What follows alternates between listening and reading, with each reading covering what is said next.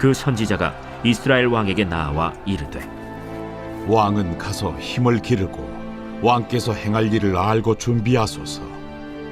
해가 바뀌면 아람 왕이 왕을 치러 오리이다.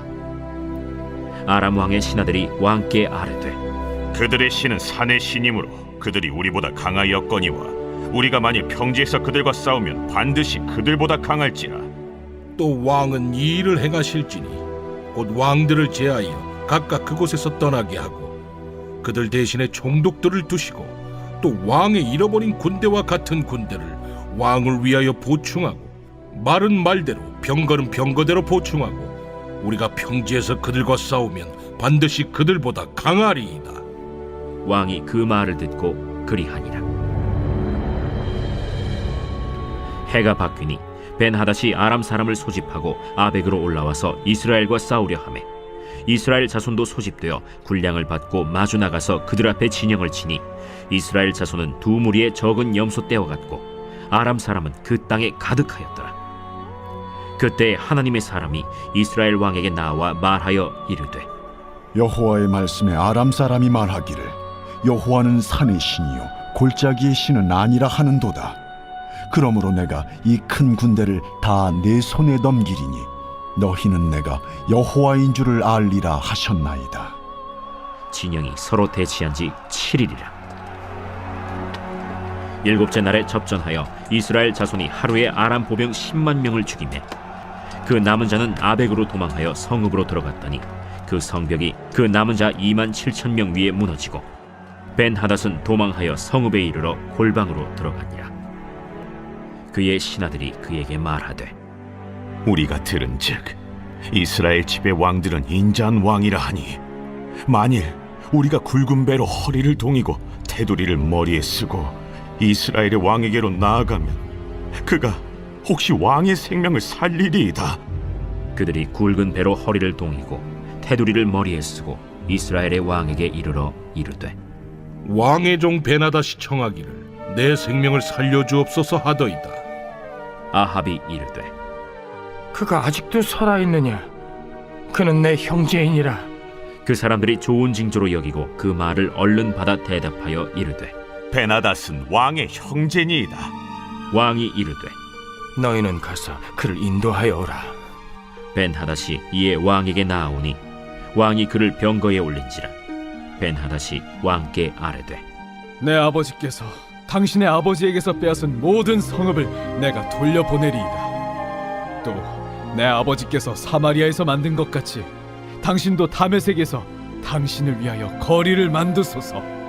아합이 이르되, 내가 이 조약으로 인해 당신을 놓으리라. 이에 더불어 조약을 맺고 그를 놓았더라.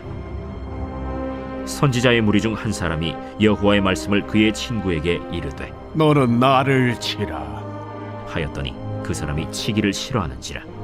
그가 그 사람에게 이르되, 내가 여호와의 말씀을 듣지 아니하였으니 내가 나를 떠나갈 때 사자가 너를 죽이리라. 그 사람이 그의 곁을 떠나가더니 사자가 그를 만나 죽였더라. 그가 또 다른 사람을 만나 이르되, 너는 나를 치라.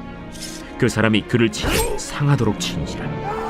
선지자가 가서 수건으로 자기의 눈을 가리어 변장하고 길가에서 왕을 기다리다가 왕이 지나갈 때 그가 소리질러 왕을 불러 이르되, 종이 전장 가운데 나갔더니 한 사람이 돌이켜 어떤 사람을 끌고 내게로 와서 말하기를 이 사람을 지키라. 만일 그를 잃어버리면 내 생명으로 그의 생명을 대신하거나 그렇지 아니하면 내가 은 1달란트를 내어야 하리라 하였거늘 종이 이리저리 이를 볼 동안에 그가 없어졌나이다. 이스라엘 왕이 그에게 이르되, 내가 스스로 결정하였으니 그대로 당하여야 하리라. 그가 급히 자기의 눈을 가린 수건을 벗으니 이스라엘 왕이 그는 선지자 중에 한 사람인 줄을 알아본지라. 그가 왕께 아뢰되, 여호와의 말씀이 내가 멸하기로 작정한 사람을 내 손으로 놓았은즉 내 목숨은 그의 목숨을 대신하고 내 백성은 그의 백성을 대신하리라 하셨나이다. 이스라엘 왕이 근심하고 답답하여 그의 왕궁으로 돌아가려고 사마리아에 이르니라.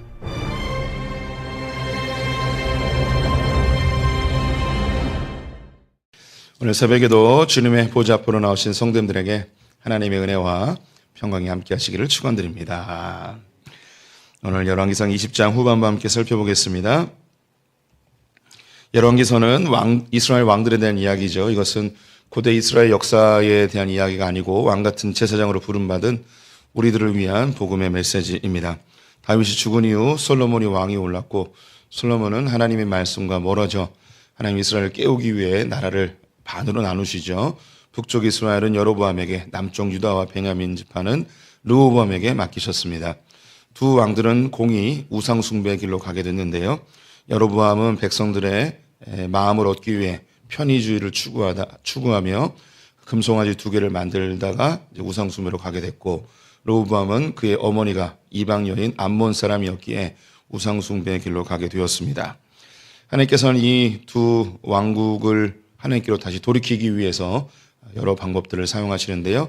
먼저 남쪽 유다는 아사 왕을 들어서 우상 숭배를 멈추게 하시고, 또 우상 숭배의 주범이었던 그의 할머니를 폐위시키고 하나님께로 돌아오는 종교 개혁을 단행하게 됩니다.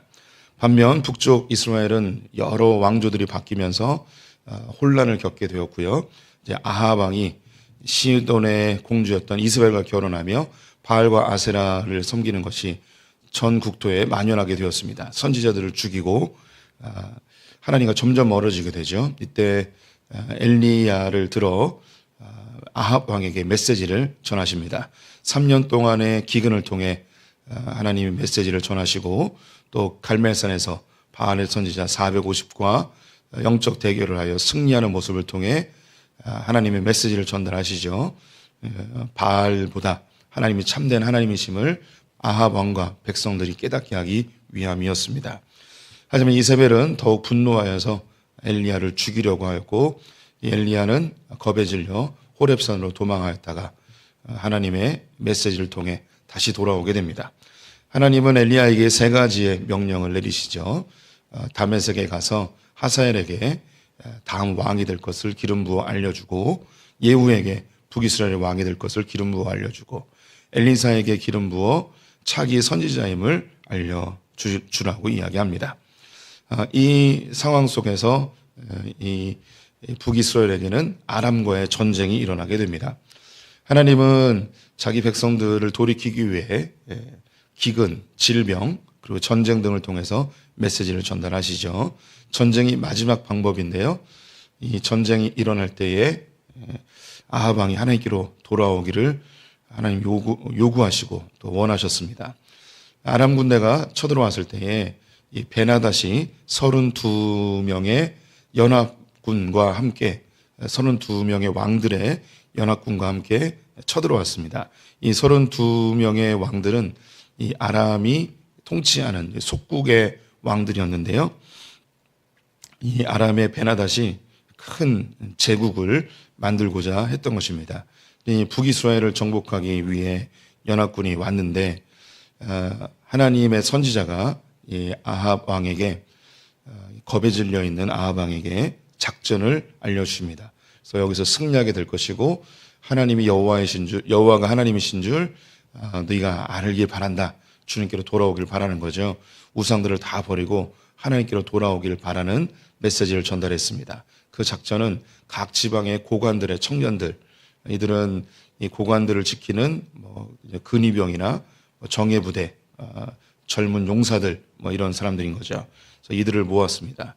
이들을 모아서 232명의 이 청년들을 모았고, 그리고 군대는 7,000명밖에 되지 않았는데 이 베나닷의 군대를 기습하여 물리쳐서 베나닷의 군대가 물러가게 되죠.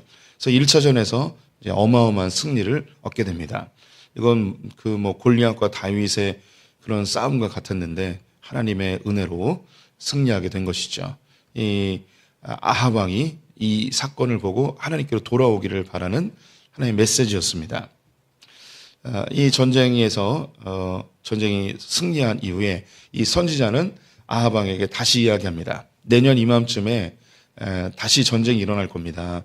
그러니 왕께서는 돌아가서 다시 정비하고 나라를 튼튼하게 하고 군대들을 다시 다 재정비해서 다음 해에 있는 전쟁을 대비하십시오. 이 전쟁에서도 하나님께서 승리를 주실 것입니다. 이 아람 군대를 왕에게 맡겼습니다. 이런 메시지를 줍니다.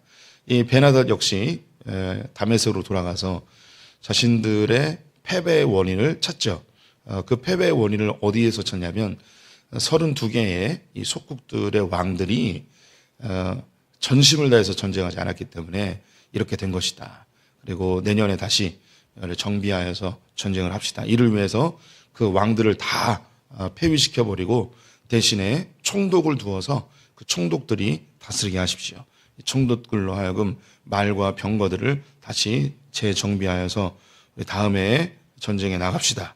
이것을 좋게 여겨서 잘 준비하여 그 다음 해에 전쟁에 나가죠.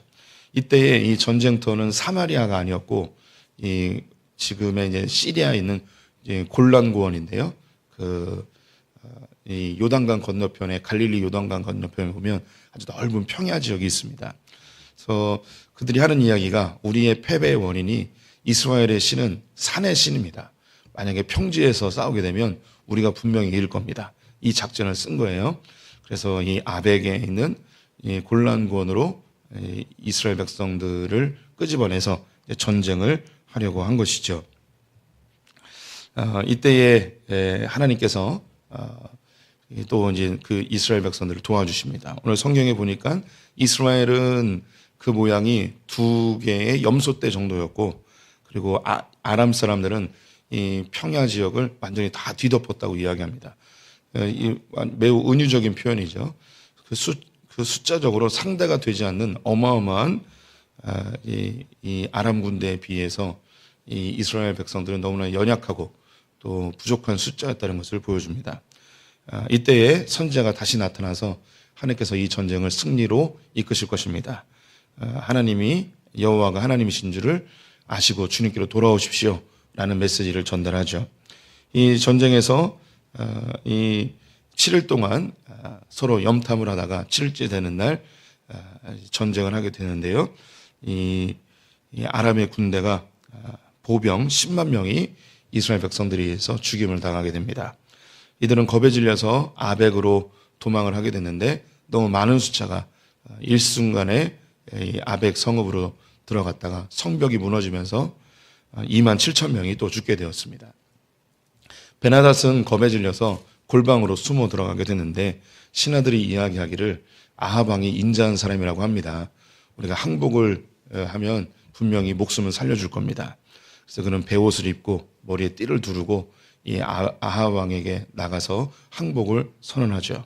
그래서 아합 왕이 그 이야기를 듣고 그는 나의 형제다 이야기하며 그를 병거에 태우고 받아주죠. 그러면서 이 베나닷이 이야기하기를 우리 아버지가 이스라엘에서 빼앗았던 성읍을 다 돌려드리겠습니다. 그리고 우리 아버지가 승리의 기념으로 사마리아에 우리 아버지의 거리를 만들었는데 다메섹에 아합 왕의 거리를 만드십시오 하면서 그렇게 서로 화친의 조약을 맺었습니다. 우리나라 강남에 가면 테헤란로가 있잖아요. 이게 터키가 아니죠. 이란하고 그런 친분을 맺었던 그런 거리의 상징입니다.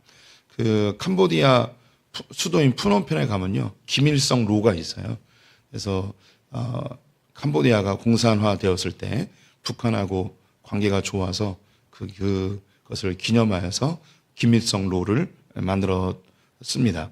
이와 같이 이 아람과 북이스라엘 사이에 이런 수교의 기념으로 거리를 만들겠다고 이렇게 이야기하면서 이제 안전하게 돌려보냅니다. 이 사건으로 인해서 선지자는 이 아합 왕에게 아합 왕이 이제 뭔가 이제 잘못한 게 우리가 다 느껴지죠.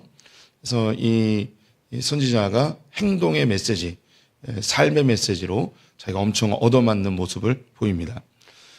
자기의 친구에게 하나님께서 명령하셨는데 나를 치라 하셨다. 나를 좀 때려라. 그랬더니 친구가 아니 내가 너를 어떻게 때리냐. 너 하나님의 말씀을 순종하지 않았기 때문에 네가 여기서 떠나면 하나님께서 너를 죽일 것이다 라고 했는데 정말 집을 떠나서 가는데 사자가 나타나서 그 친구를 죽여버렸습니다. 다른 친구에게 또 하나님 명령하시니 날 쳐라 그때 막 엄청 때렸습니다. 눈이 막 밤탱이가 되도록 친 거죠. 이것을 붕대로 감았어요. 그리고 왕이 돌아오는 길에 널브러져 있었습니다. 이것을 마치 이제 부상병인 것처럼 그렇게 이제 묘사를 한 거죠. 그래서 왕에게 소리를 지릅니다. 임금님, 저는 전쟁에서 부상을 입었는데 내가 어떤 사람에게 좀 돌봐달라고 다 퇴각하면서 부탁을 했는데 이 사람이 내가 이렇게 저렇게 하다 보니까 도망가 버렸습니다. 잘 돌봐주지 않으면 이 사람을, 이 부상병을 돌봐주지 않으면 네가 대신 목숨을 값을 치르든지 돈으로 갚든지 해야 된다라고 했는데 그놈이 다 도망가 버렸습니다. 어떻게 하면 좋습니까? 그랬더니 왕이 이야기하기를 그놈이 네가 말한 대로 목숨으로 값을 지불하게 될 것이다 라고 아합 왕이 이야기합니다. 그때에 이 감았던 붕대를 풀게 되어지자 선지자인 것을 알게 되죠. 그때서 하나님의 메시지를 전달하게 됩니다.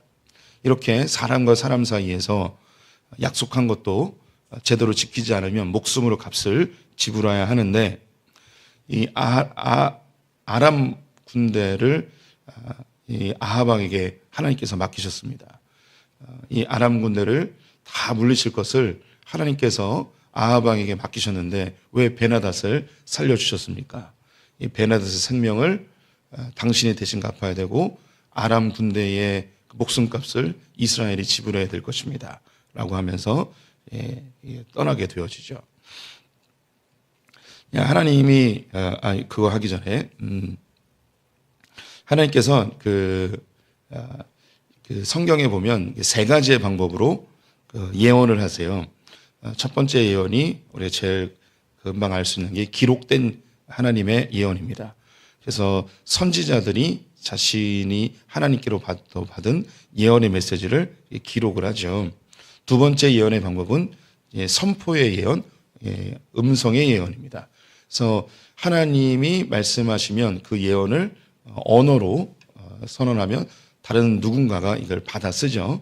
그래서 그것을 기록해서 우리에게 이제 전달이 됩니다.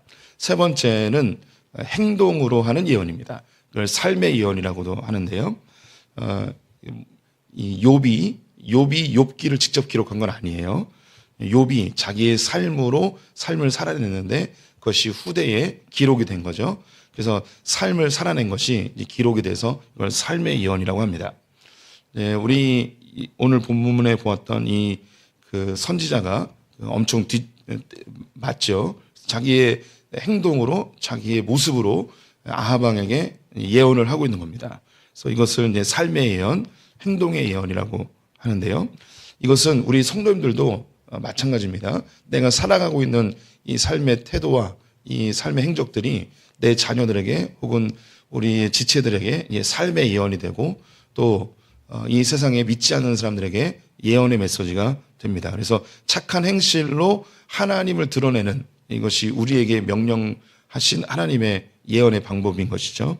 우리는 입술로 선포하기도 하고 뭐 글로 써서 누군가에게 전달하기도 할 수 있겠지만 우리의 삶이 예언의 메시지가 되는 것입니다. 오늘 본문에 이것이 나와서 잠깐 언급을 하고요. 하나님께서 이 아합 왕을 돌이키기 위하여 기근도 주시고 또 전쟁도 주시고 또 승리도 주셨습니다. 이때 하나님께로 돌아와야 되는데 이 메시지를 마음에 받지 않고 그는 자신의 외교적 그리고 국가적인 정책으로 이 베나닷을 풀어주고 그와 화친의 조약을 맺게 됩니다. 이 사건으로 아합 왕은 하나님께 완전히 버림받게 되죠. 어제 보았던 이야기의 연장선상인데요. 하나님은 북이스라엘을 우상숭배를 범하는 것으로 인해서 한 번에 다 죽여버릴 수 있었지만 그들을 멸망시키지 않고 계속 기회를 주십니다.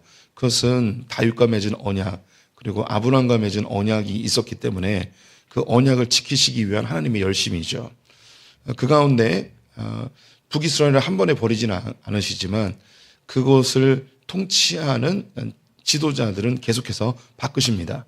그래서 이스라엘 백성들을 다시 돌아오게 하시는 것이죠. 이것은 그 이스라엘 안에 그 장자를 바꾸시는 모습과 같습니다. 하나님께서 이스라엘 백성들 안에 처음에는 르우벤이 그 연령으로 인해서 첫째 아들이었기 때문에 장자였습니다. 하지만 그의 아버지 야곱의 첩이었던 비라를 범함으로 그 장자의 직분에서 이제 버림받게 되죠. 그 이후에 시므온과 레위가 있었는데 이들은 세겜에서 사람들을 집단으로 죽이며 살인하는 기계가 돼서 장자의 명분을 얻지 못합니다. 그 다음에는 이 요셉이 장자의 직분을 얻게 되죠. 요셉에게는 에브라임과 므낫세가 있었는데 그 중에 이제 므낫세가 장자의 직분을 얻게 됩니다. 그래서 이 에브라임 지파에서 여호수아가 나오기도 하죠. 하지만 이 에브라임 지파는 장자의 직분을 감당하기보다는 그의 권리만을 추구하게 됩니다. 이것이 이제 사사기에 몇 차례에 걸쳐서 나오게 되는데요. 그 다음에 하나님께서는 장자의 명분을 베냐민 지파에게 주시죠. 그래서 베냐민 지파에서 사울 왕이 나타나게 됩니다. 그런데 이 사울 왕도 하나님의 말씀에 순종하지 않으며 이 장자의 명분이 어디로 가냐면 유다 지파로 가게 됩니다.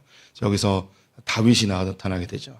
다윗은 하나님의 마음에 합한 자가 되어 하나님이 다윗과 언약을 맺으며 이 유다의 가문 속에서 왕들이 계속 나오게 될 것을 예고해 주십니다. 그래서 이스라엘의 12지파가 있는데 하나님은 이스라엘 지파를 하나님이 사용하시는 도구로 선택을 하셨어요. 근데 이 가운데 이 이스라엘 지파를 이끌어가는 장자는 계속해서 바뀌게 됩니다. 지금 북이스라엘을 하나님께서 버리지 않으셨어요. 하나님의 백성이죠. 이 백성을 통치하는 하나님의 품으로 돌아오게 하는 그 왕들은 그 안에서 계속해서 바꾸어 나가십니다. 2000년의 기독교 역사 속에서 기독교가 잘못한 부분도 있고 하나님 앞에 범죄한 부분도 분명히 있습니다. 그렇다고 해서 하나님께서 이 교회를 파괴해버리거나 버리는 건 아니에요. 주님이 오실 때까지 이 교회는 거룩한 신부로 계속 만들어져 가겠죠. 하지만 그 가운데 이 교회를 이끌어가는 영적 지도자들 그리고 세계 선교를 이끌어가는 그 앞장서 선두에서 일하는 그런 하나님의 도구들은 그 안에서 계속 바뀌게 됩니다. 예루살렘 교회를 하나님이 처음 사용하셨다면 그 위에 로마를 사용하시고 그 이후에는 유럽의 교회들을 사용하시고 그 다음에는 미국의 교회를 사용하시고 지금은 전 세계 선교에 가장 큰 영향력을 미치는 것이 바로 이 대한민국입니다. 그래서 이 대한민국을 주님이 지금 사용하고 계시는데 하나님께서 이 역사 속에서 계속 어떤 교회를 사용하셨다가 버리고 다음 교회를 사용하시고 계속 촛대를 바꾸시면서 역사하시는 것을 보게 되죠. 어제 말씀드렸듯이 주님이 다시 오실 때까지 한국 교회를 하나님께서 사용해 주시기를 간절히 소망해 봅니다. 하지만 하나님께서 한국 교회도 언젠가는 버리실 수 있습니다.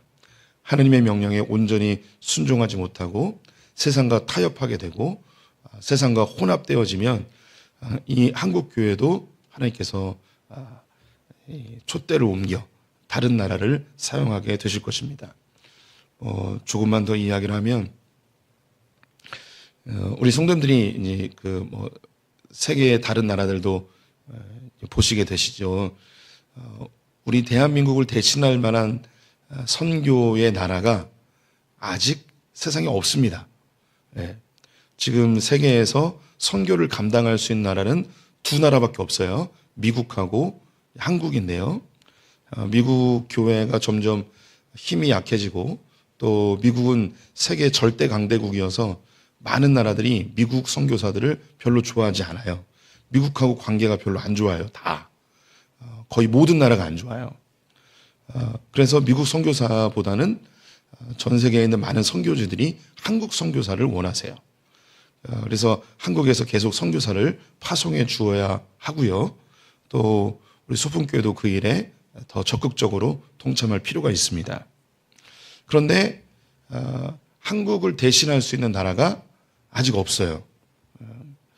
제가 볼 때 이제 미국이 세계에 많은 골칫거리 그리고 많은 관계의 어려움이 있음에도 불구하고 미국을 여전히 패권 국가로 사용하시는 것에는 미국이 여전히 전 세계에서 가장 많은 선교사를 파송하고 가장 많은 선교 자금을 투입하고 있기 때문이에요.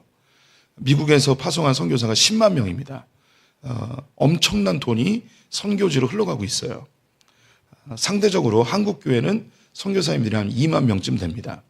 선교 자금만 보면 미국과 한국을 이 선교 자금으로 비교하면 50대 1이에요. 우리나라가 투자하는 선교 비용보다 미국이 50배 더 많이 선교 자금을 투입하고 있어요. 이런 건 조금 위험한 발언인데, 저는 우리나라가 세계에서 두 번째로 잘 사는 나라가 될 거라고 확신해요. 왜냐하면 소망이긴 하죠. 세계의 넘버 2가 될 거예요. 이유는 딱 한 가지밖에 없어요.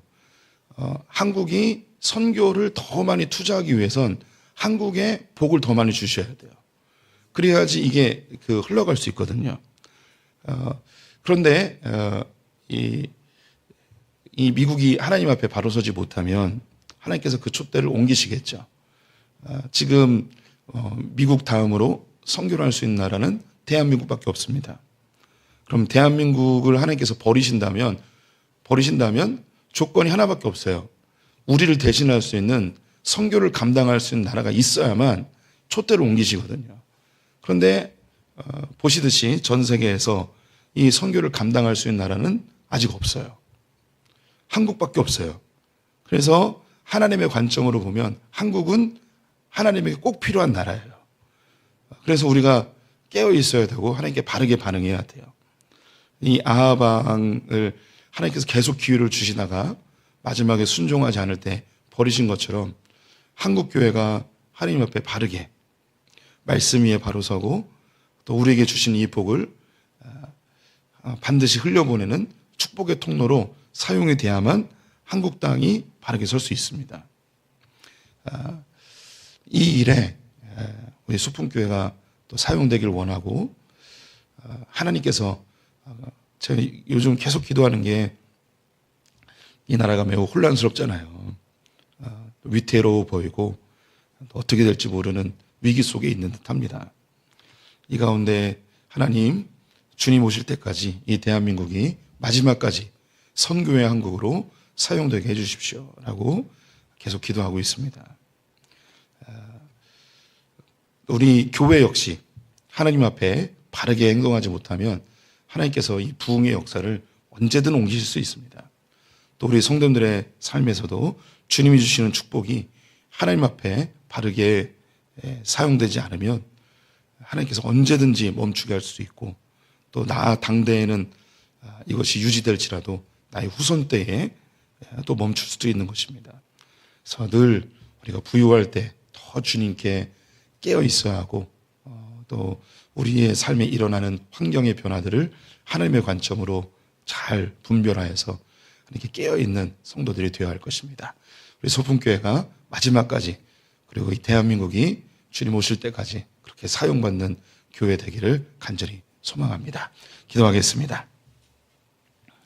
하나님, 아합 왕이 하나님 주신 은혜의 기회를 제대로 활용하지 못하고 버림받는 것을 보게 됩니다. 하나님, 이 대한민국 교회가 선교왕국으로 사용되게 하시니 감사합니다. 주님 오실 때까지 이 땅을 놓지 마시고 끝까지 활용하여 주시옵소서. 소풍교회를 부흥시키시고 하나님의 도구로 사용시켜 주시니 감사합니다. 우리가 주 앞에 바르게 서서 주님 오실 때까지 사용받는 교회 되게 하여 주시옵소서. 또 우리 소풍의 성도들에게 복 주시니 감사합니다. 주 앞에 바르게 서서 주님 나라 갈 때까지 주님께 사용받는 멋진 성도들 되게 하여 주시옵소서. 오늘 하루 주님께 의탁하며 예수님의 이름으로 기도드렸습니다. 아멘.